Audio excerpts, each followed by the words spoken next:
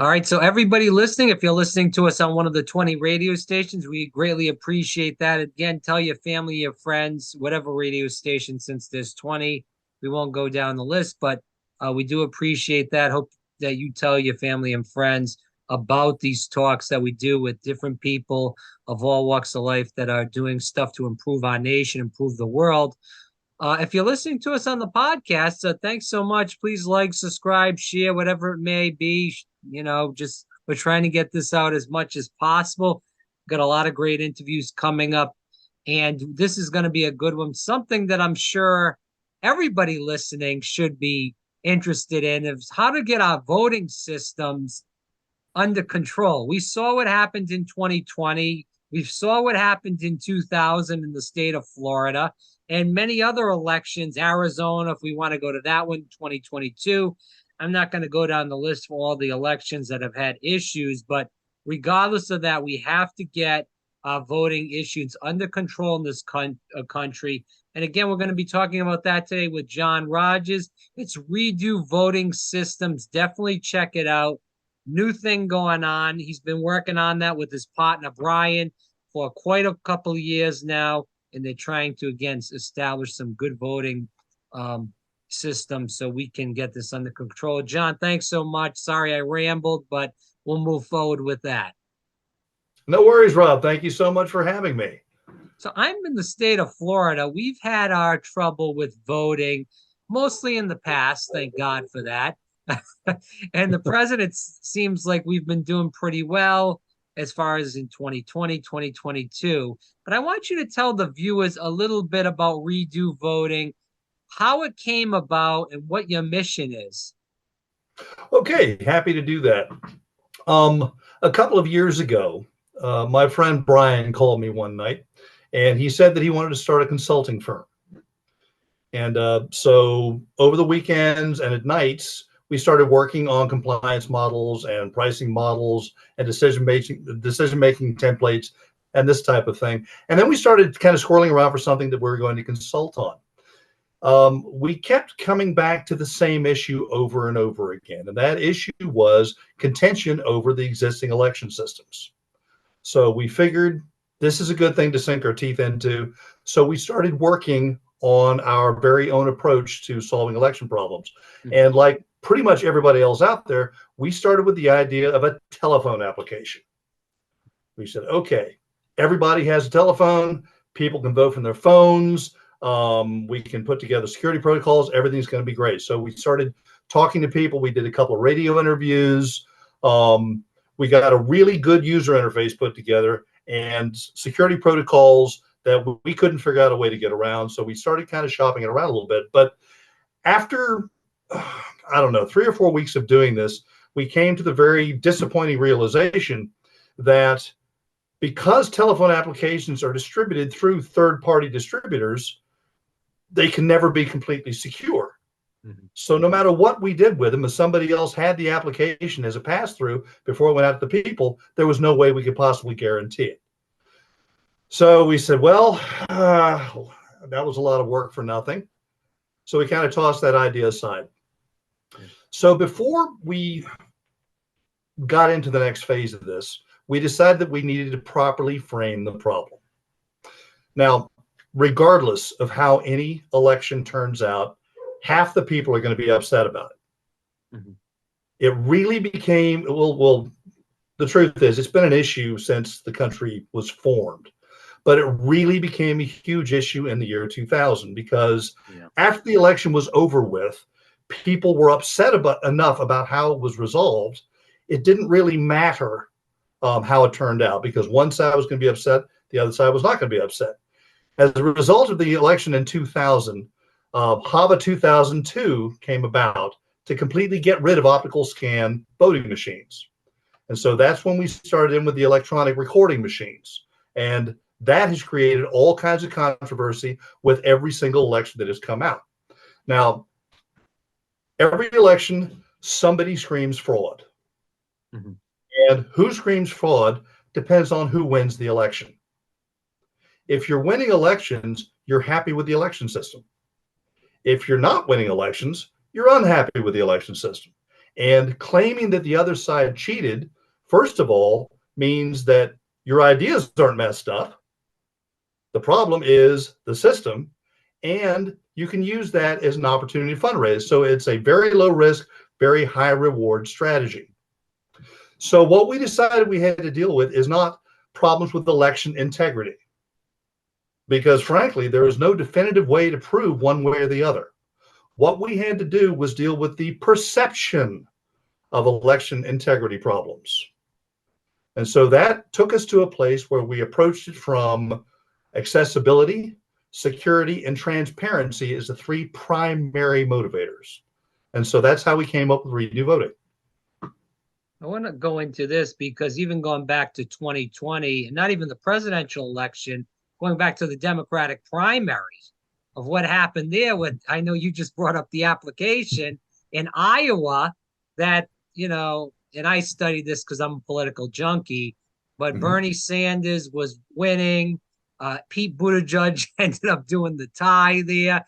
There was an issue with the app, was in cahoots with the person that developed the app, was in cahoots with the DNC, and also had some kind of relation to Pete Buttigieg.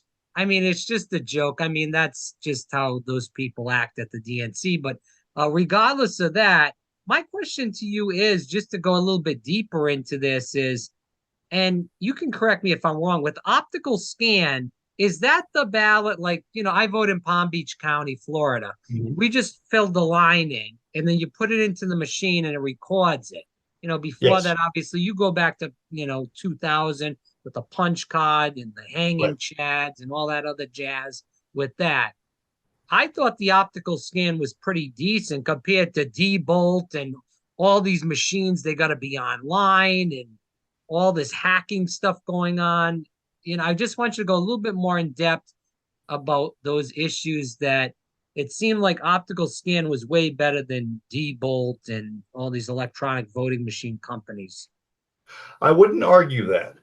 Okay. And it's important that you understand that I'm not making any kind of illusion or accusation of people cheating.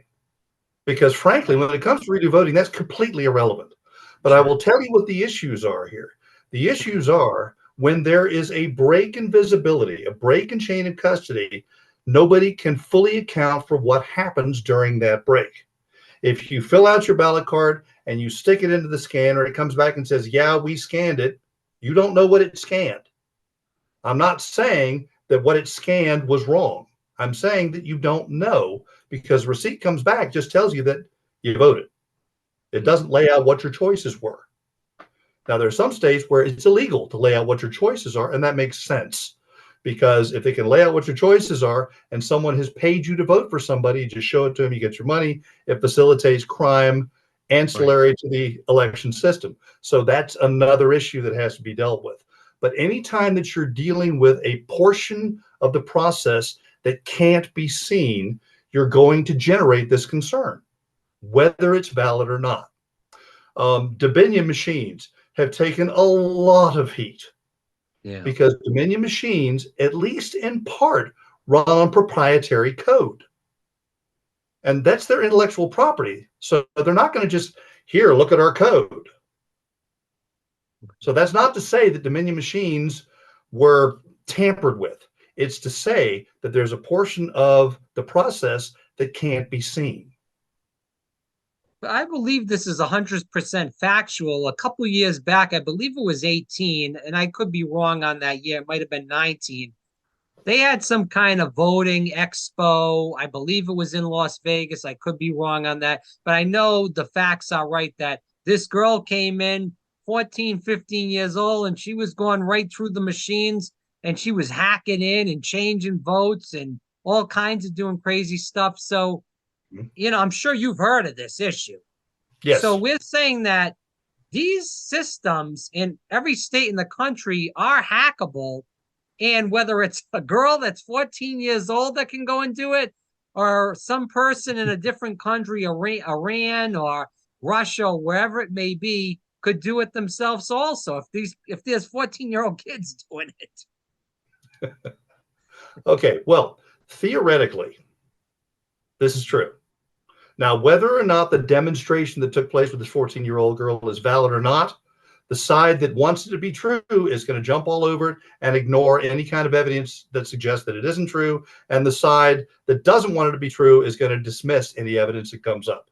It shouldn't even So, be a side, John, but I hear yes. you. Well, that's what I'm saying is Yeah. the way to move forward as a country is to eliminate that dynamic completely, where it's not possible to suggest there was any kind of cheating within the system. Yeah. And that's what we've done at Redo Voting. Yeah. So I want you to talk a little bit more in depth on redo voting and how it takes place in general. I know you gave a little bit of a brief synopsis of how you started out. Let's move towards the finished product here, if we could, John. Okay, absolutely. You're familiar with the lottery, yes? Yeah. The lottery has been around for over 30 years. It's in 45 states and all 5 territories.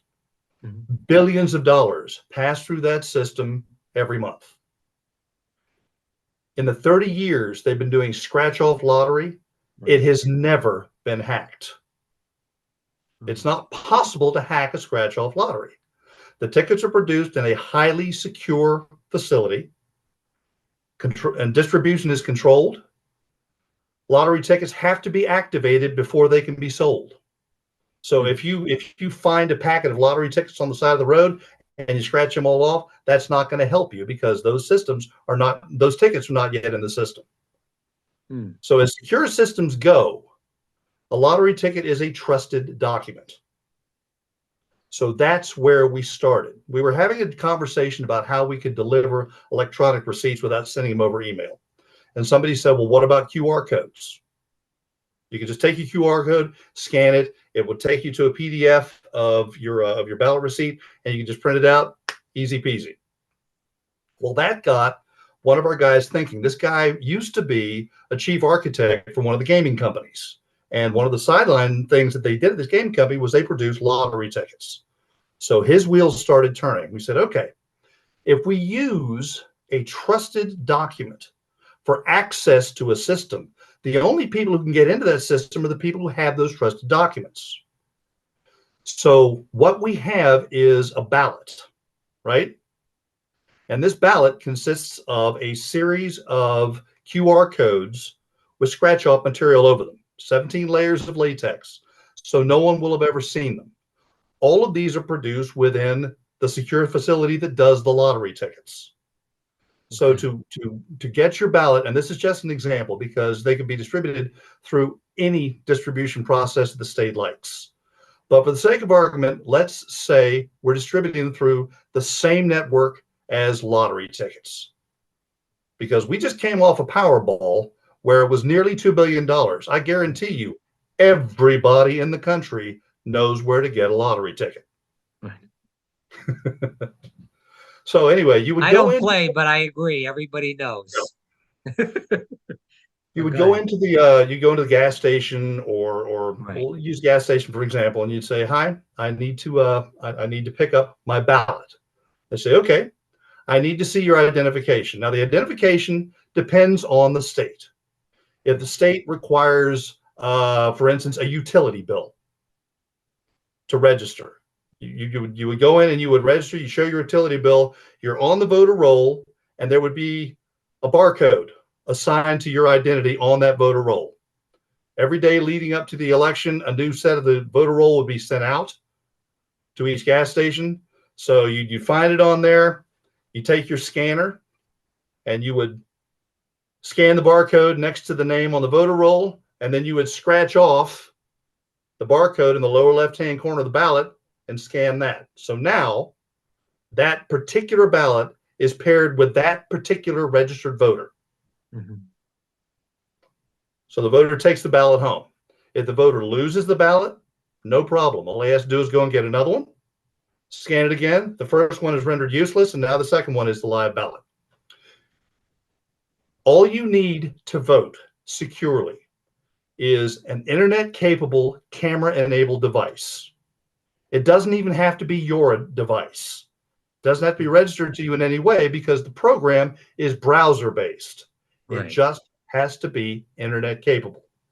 So you go home, and you can use your smartphone for this too, and you scratch off the first square, which reveals a QR code. You scan that QR code, and it takes you to your registration information. You check your registration information. If it's correct, you hit submit. And your ballot is now registered and confirmed by you. If it's incorrect, if you've moved, for instance, and your address is wrong on your voter registration, you change your address. Then you hit submit. So now your voter roll is updated. And the ballot, the slate that comes down for you is tailored to your address, not the address you used to live in, your address. Okay, you with me so far? Right. So you're done with that. Election day comes. You scratched off the second QR code. Yeah. Now, what the system knows, because when you hit submit, your information is encrypted with a one-way hash. So the one-way hash is out there, but your identity is not associated with it. Can I All just anybody interject, knows- John, for just a moment? So Certainly. you would be getting rid of early voting. So you can't vote until November 2nd, November 6th, whatever day the election is, November 3rd, whatever it is. There's no voting before that, correct then? Actually, it doesn't matter. So you hypothetically could vote in March or April then? If the primaries obviously are already Hold on. passed and you have two general Hold election on. candidates. Yeah, go ahead. If the state law allows it, yes. But with this system, everybody can vote on the same day. Yeah, Now let's talk requirements versus capabilities, sure. so we don't get confused as we go along here. When it comes to capabilities, we can do anything. We can meet any state law requirement. But let's talk about the most strict requirements and how we can meet those requirements. Think of it as eating a sandwich. If you eat a sandwich and you eat half of it, you put it down, you walk away for an hour, you come back, you still finish eating the sandwich. There's not more sandwich. There's not less sandwich. It's just more time that you're eating the sandwich. And as I explain this further, you'll see why the amount of time doesn't matter, except where people want to have results quickly. So early voting is not necessary, not required, but you can still have early voting if you want it. We can absolutely go along with that.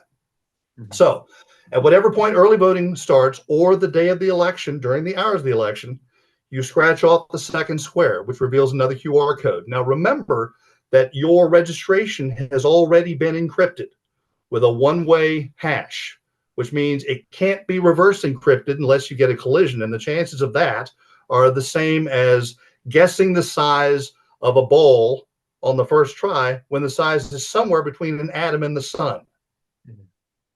So your chances of catching one-way hash are minuscule, less than minuscule. So what's out there is a hash that is a legitimate voter. Now, nobody else can figure out what it is, but the QR codes on that ballot are tied together. Those QR codes do recognize that hash. So when you scratch off the second QR code, scan it, it comes up with your ballot slate, the people that you are supposed to be able to vote for. So you punch in your choices, you confirm those choices, and then you hit submit. All of your information is immediately wiped from the browser and goes forward with yet another encryption. So you have two levels of encryption separating the identity of the voter from the vote itself. Now that vote, encrypted, travels directly from you to a repository, and you voted. You're done. But that's not the end of it. When your vote goes into that repository, it's being watched. It's being watched by government officials. It's being watched by party officials. It's being watched by law enforcement. It's being watched by academic institutions. It's being watched by media. It's watched by anybody that the state wants to give access to this repository.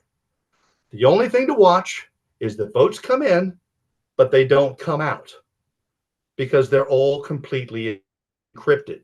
Nobody can read them. The election proceeds. When the polls close, the Secretary of State closes the repository, performs his performs the certifications to make sure there's nothing crazy, because the entire system is fully auditable in real time and forensically, and the code is all open source. So everybody can see everything.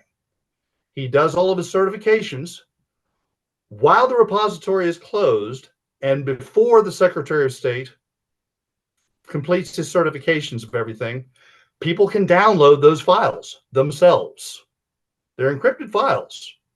So they can't do anything with them until the Secretary of State publishes the decryption key. When he publishes the decryption key, everybody runs their totals at the same time, and everybody comes up with exactly the same total every time. Think of the Super Bowl. There were a lot of people who wanted the Philadelphia Eagles to win last year, but there were no lawsuits after the Super Bowl because everybody saw it happen. Nobody could claim that the Chiefs had a bunch of hidden touchdowns that didn't come out until after the last play. It's the same idea here. Now, there is a third QR code on the ballot. Now, what that QR code does is when you scratch it off and you scan it, it can give you either a receipt or a completely unmarked and anonymous PDF of what you voted for. Mm-hmm. So, depending on the state laws, it can either confirm what time you voted and that you did vote, or it can give you a full list of what you did and didn't vote for, but you're the only person who can ever link that with you because you're the only one with a QR code. And if you take a sheet of paper that's completely anonymous, who's going to believe who you voted for and pay you for it? Plus, you can't see that until after the election has been decided. So if somebody offers to pay you for your vote and you bring them a piece of paper a day later and their candidate lost, they're not going to pay you. So pretty soon all of that goes away.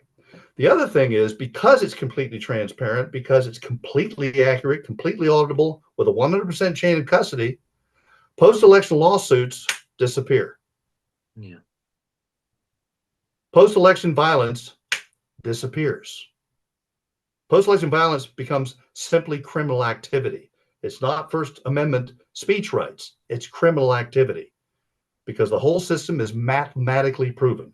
You can't stuff ballot boxes because the entire voter roll is completely hashed before the election ever starts. Every possible iteration of every possible voter and every possible ballot slate has already been pre-calculated. So if anything pops up that is out that is not within that within that range, it's immediately flagged and sent to the Secretary of State for adjudication. Now, here's where it gets really cool. Absentee voting, military voting. All you have to do is request an absentee vote the same way that you would. They can send you a link once they've determined that it's you, and you can put in your own 4-digit code so that when your ballot comes to you and you register it, the only way to get in there is the 4-digit code that only you know. Election day, if you have internet access, you can vote in real time from the space station and have your vote count. The same way with the military. Most of us who are involved in this are former military. Yeah. And we've all spent time in war zones, and we've all had to vote when we were deployed. Right. And this way, that day, that time, our vote goes in. And it cannot be screwed with. So in a nutshell, that's the redo voting system. No, it sounds like a great system. And they did play around with that back in 2000 in Florida, where one party, will just say it this way, didn't want the military votes to count because they were coming in late.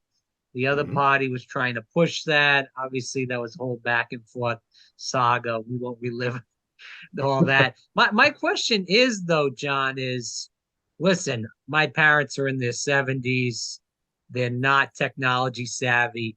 I know what you're speaking about, to me, sounds very easy, like 1, 2, 3. for people like my family, my parents, rather, I should say, excuse me. I know some people that are older that are very technology savvy, but I know a lot of people that are older that even the QR code is like some kind of big deal to do. How do we help those people, even if there's not a lot of those people, but let's say it's just 5 to 10% of the population? How do we make sure that those people can vote? Because, obviously those people that are in the older age demographic are more likely to want to vote than obviously the younger group. There are any number of ways to do it, but let me tell you a quick story first. Mhm. My grandmother was 83 when she got her first computer. Um, my grandma was not college educated. She had worked hard all her life. Um, had never been involved in this stuff before. Got the computer, figured out email fairly quickly. Used her computer until she died at the age of 84. 25 years ago.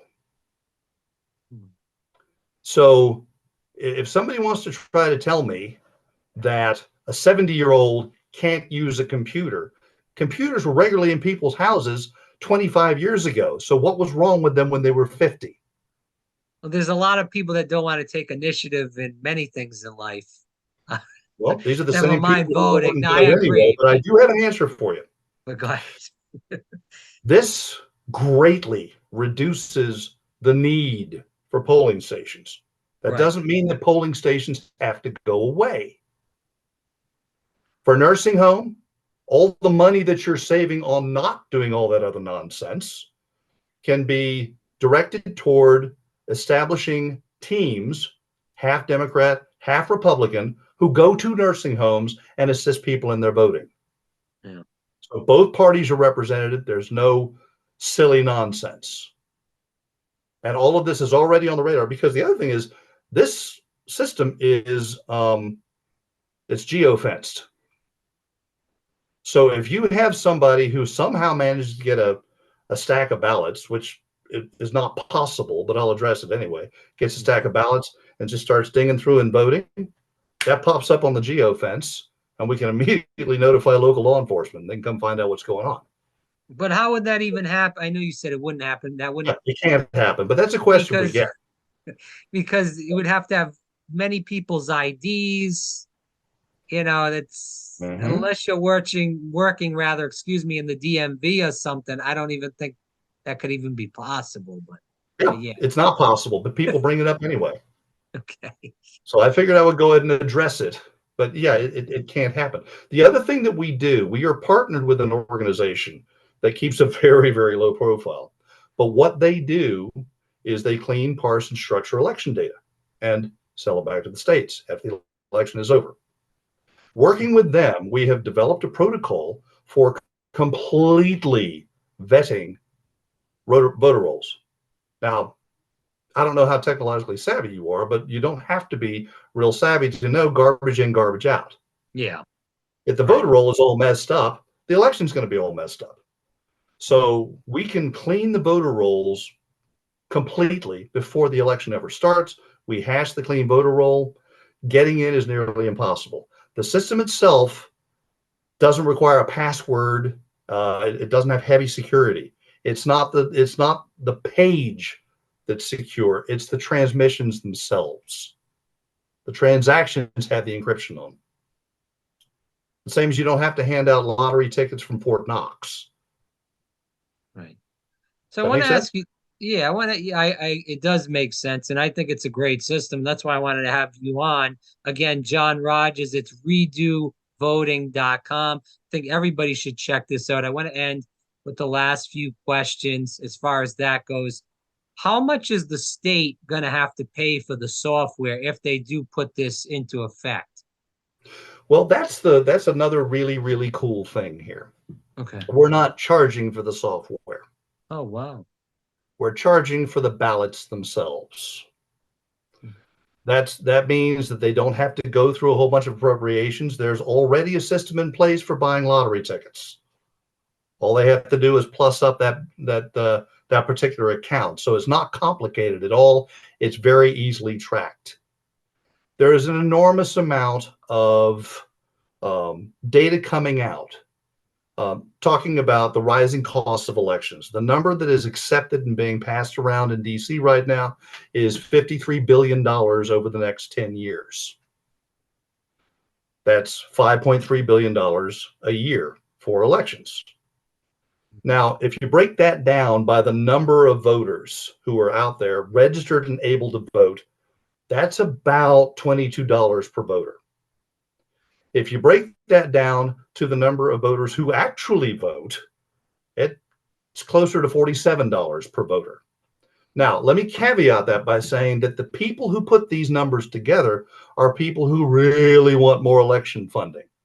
So you kind of have to take those numbers with the grain of salt that the people who put the numbers together are advocating for more federal election funding. But our intention is to charge $5 per ballot. Wow. So we're talking about a significant reduction in price.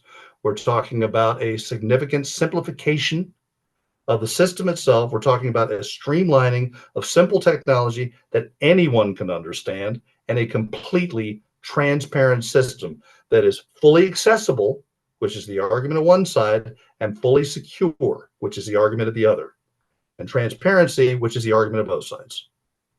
So let me ask you this, because the politicians, I believe personally, you can disagree, don't really want this. They want to have their own elections where they can kind of manipulate voters, manipulate votes. The list goes on with that. How close do you think this is, going to happen? Do you think this will happen? Do you think it's close? I do. I Okay. do. There are politicians out there who are self-interested, but there Yeah. are also politicians who are in the job for the right reason. There are people who care less about power and more about service. And those are the people Right. that we're getting traction with. The other thing is the politicians who are more concerned about their own image and their own future in politics are going to get in front of whichever parade seems to be pulling ahead. And we have had a lot of very positive reaction to this. And when you shine the light on elections and make them absolutely clear, it's very dangerous politically to stand in the way of that. So we have been blessed to deal with some politicians who are very, very interested in making sure that the vote counts. And full disclosure, if you don't have an opinion of what's going on in elections and politics these days, you're really not a thinking person, because it's in your face all the time. And so the folks that redo voting, we have some people who lean one way, we have some people who lean the other way politically. But the bottom line is, we do not care who wins an election. That's not what we do. It's What that we it's do, done right. well, the power is in the hands of the people where it belongs. That's what the founding fathers said. That's what Right. John Locke said. Right. That's what's supposed to happen. Now, the downside of that is people don't always make great choices. So there is no control to stifle the voice of the people, Hmm. except the next round of elections. Are you speaking to a lot of states also besides politicians, or? We are. And that's the level where it has to happen. We are in discussions right now with 5 states, and we have gotten questions from all over the country. But there's there's 12 of us trying to make this happen. So we're this is a passion project. We've all served our country. We want to continue to serve our country. So we're doing this at this point out of pocket, Wow. which limits our spread a little bit. Which is another reason why I really appreciate you having us on tonight, Rob. Well, listen, you guys are doing great work, and I think we need to fix up the voting system. Like I said, I'm 34. When 2000 happened, obviously I was alive, and I heard a lot of the stories. I was very young, extremely young at the time, didn't really understand it, but I've read books about it as a person that's a student of history, not just about that election, obviously what's going on the past, I would say, 2 or 3 years has been very relevant to me. And I hate to bring this because we do have people on both sides. I would say most the audience used to be very fought to the left here. Mhm. I've had personal changes of opinions on a lot of issues in the past 2 years, starting with the crisis we had in 2020. But regardless of that, we're not talking about that. I think we do have people on both sides that just want fair elections. And it is really sad, as you stated, that we've had this, if you're if you're saying elections are frauds now, you're far to the right. If you're saying that but then we have the people that are on the left that are still saying that 2016 was a fraud Yeah. because their candidate didn't lose. So, we can't fight this again. And that goes back to what you're doing with Redo Voting, redovoting.com, is to just, who cares who wins? Let the people decide. If they want a candidate that's good or bad to win, that's on us. It is what it is. So I'm grateful to what you guys are doing. How can people help you guys out? Spread the word. Obviously, redovoting.com. But besides that, Well, the biggest thing we have to do is reduce the political risk for the people who are going to use this system. So what we are doing is we are working with government agencies. We're working with the EAC specifically to make sure that this system does everything they need to do and there are no problems with it. It's going to be the very first functional E2E DRE voting system in existence. Yeah. The EAC, the Election Assistance Commission, has been looking for a solution to this issue, to my knowledge, at least since 2008. E2 is end-to-end, where the custody is absolutely clear all the way through. Direct recording electronic means that it's not written down on paper and deciphered and stuff. And this is the first one that's been able to do that all the way through, because of the problem of sticking the vote in, watching the green light go on, but you don't see the vote, and nobody sees the vote for a while. So the system works beautifully, but we're making sure that the EAC can, in good conscience, support the use of it by making sure that the testing is all done. The more people know about this, the more acceptance there's going to be. So for your audience, what I would ask is that they go to the Redo Voting site and they go to the Frequently Asked Questions tab and read through that, and go to the Media tab and watch the explainer video. And to spread that video out so people see it and they understand how the system works. We're going to have to build trust in a system that has lost a lot of trust. And so the way to do that is to make sure that the hearts and the minds of the people are fed with facts, not rhetoric. again, for people listening, John Rogers, again, redovoting.com. Definitely check out the website. A lot of good, valuable information on there. And I think, again, we have to clean up our voting systems in general. There's people complaining about different elections on both sides of the aisle. This won't happen if we have this kind of system. I'm not just plugging this because we like John and he's on here. I'm plugging this because it seems like it's a system. And if you've been listening since this interview started, seems like a system that will work very, very well. And it has proven security. There's nobody that can hack in from this country, from anywhere in the world. It's safe. It's effective. Let's get it done. Again, John, thanks so much for coming on. Let me add one more thing, Rob, that I didn't mention. On the front page of the website, there is a link to the white paper. And the white paper, it's about 10 pages long, but it explains very clearly what this is all about. Yeah. Well, again, John, we'll definitely do this. And I think people go on YouTube too. Check out Redo Voting on there. Some good videos. I've watched them. They even do a little video with two women showing each other how to vote. And I watched it. I thought it was pretty funny in general. So, hey, listen, there's a lot of ways you can find out more about Redo Voting. YouTube, the website, redovoting.com. Check it out. Again, John, thanks so much. Thank you, Rob. Have a wonderful night. We'll see you soon.